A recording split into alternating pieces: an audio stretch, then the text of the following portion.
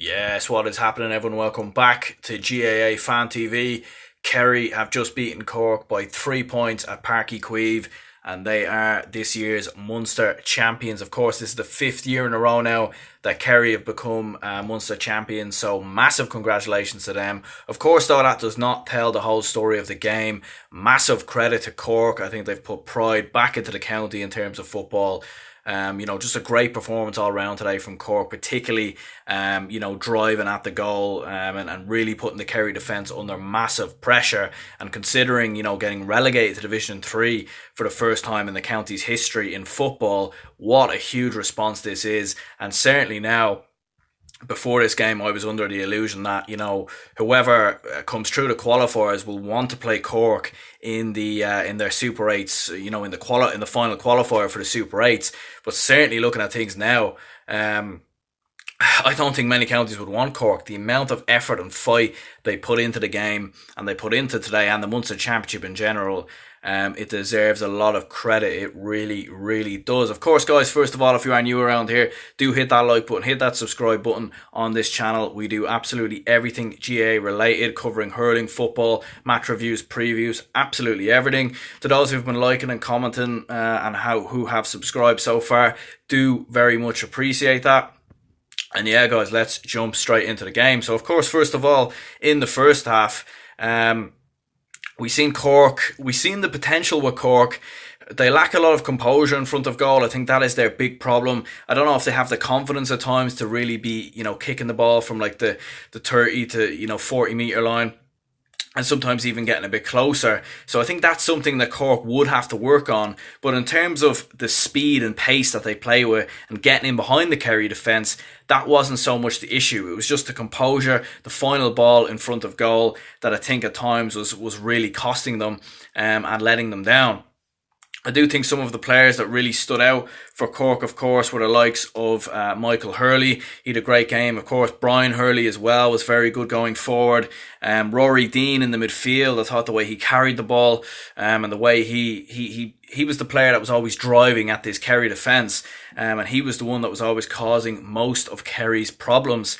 Of course, Kerry have massive questions in their defence.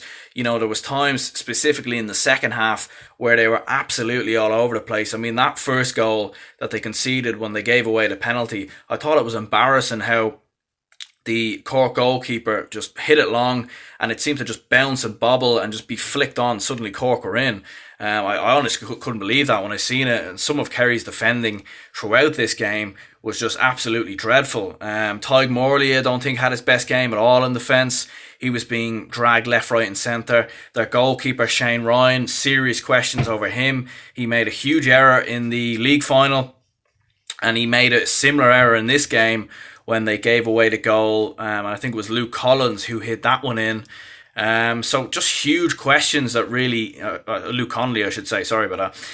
Huge questions that should need to be asked for Kerry. But look, listen, in the first half, they were treading along nicely. They certainly weren't at their best, but they opened up a 6-point lead in the first half. And you did feel like, okay, Kerry probably haven't been as good as what we think they can be. But Cork have put in a lot of effort in the first half, and we'll probably see Kerry extend this lead a lot more. And in the second half, it looked like there were times when that was going to happen.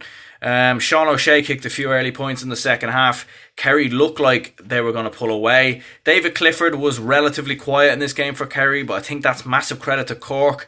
I thought they defended really well to kind of keep him out of the game. You could see when David Clifford got one-on-one with his man.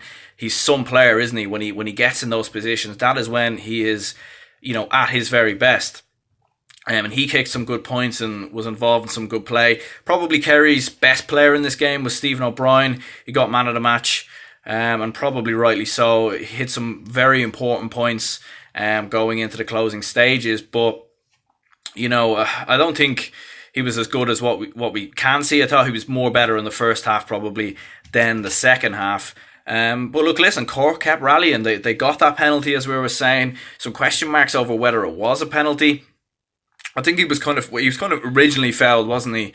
Outside the box originally, and the referee played the advantage. So, given by the letter of the law. He's played the advantage. He's been fouled again. So I suppose technically then it is a penalty. Lovely finish, of course. Great penalty kick by Martin Connolly. And of course from there, Cork went on to very much, show a lot of control in the game. And as I said before, Rory Deane, the way he was driving at Kerry's defence, put Kerry under a lot of pressure. But ultimately, where Cork lost this game was their composure.